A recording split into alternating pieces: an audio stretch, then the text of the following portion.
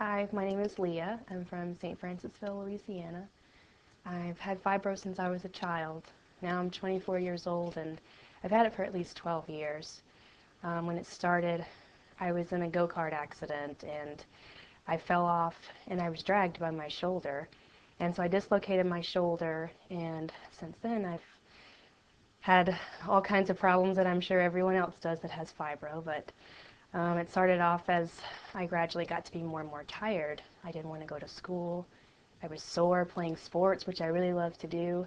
It just affected everything. I was falling asleep in class, and I really liked school, but I still couldn't sleep at night. So it never made sense to me, but I just thought, well, I'm a teenager, is what my doctor said for a while, and it might be normal. And then eventually I got food poisoning, and it really went downhill from there. I had all over body pain, migraines every day.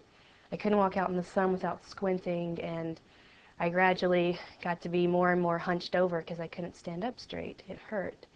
And since then I've had 4 surgeries and 3 car accidents, and I could barely walk whenever I got here. I had to drag my right leg behind me, and a lot of it I tried to cover up by just trying to smile and stand up straight, but that doesn't really cover up what's happening, I guess. And it was just really becoming too much, and I couldn't digest food. I had irritable bowel syndrome. I had rectal spasms that I couldn't control.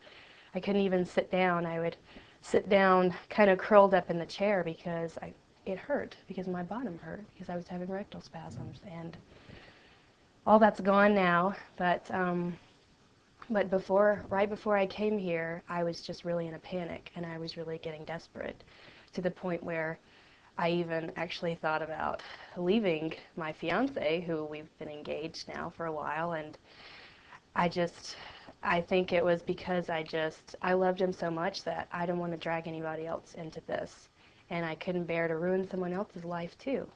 And I felt like that's what I was doing to myself, and that's what I would do to him too. So I'd rather be alone and deal with this than not have it affect any of my family members or the people that I care about. But now I've found the clinic here, and I'm feeling a lot better. I've been here for 10 weeks now, and it was a hard road, but it's worth it. And I can't remember feeling like this.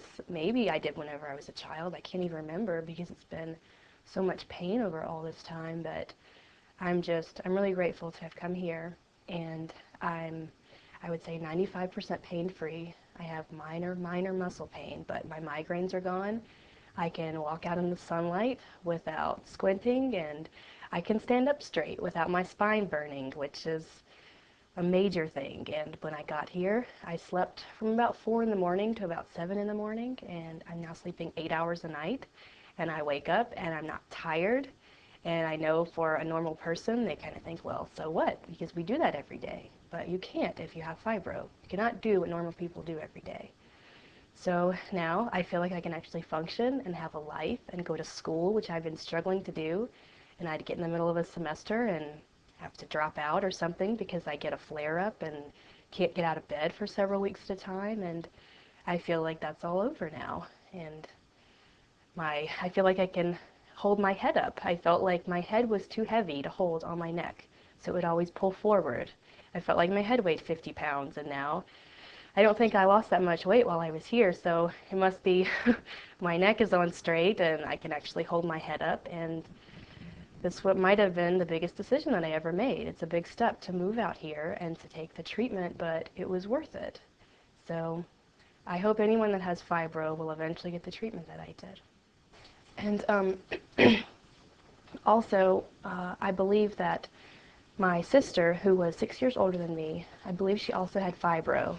She was never diagnosed with it because, like a lot of others, we're just diagnosed with mental problems. And for a long time, I was just told that that was my problem as well. So she was treated with antidepressants.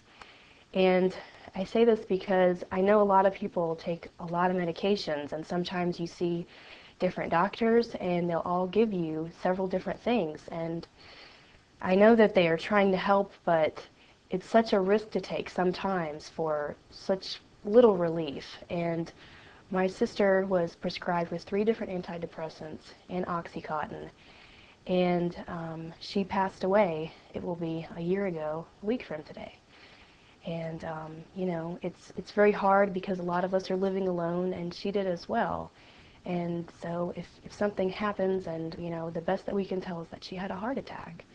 And so whenever that happens, you can't do anything about it. So now I feel like I've fixed the problem, but I know that it's nothing wrong with her. There's nothing wrong with any of us, but it could happen to anybody, that this medication that's not really solving the problem. You're just really covering it up to the point where you don't even know what's going on with yourself. And so I feel like I've lost a sister to this disease, and even if this doesn't happen, then it still takes your life away. You can't function properly.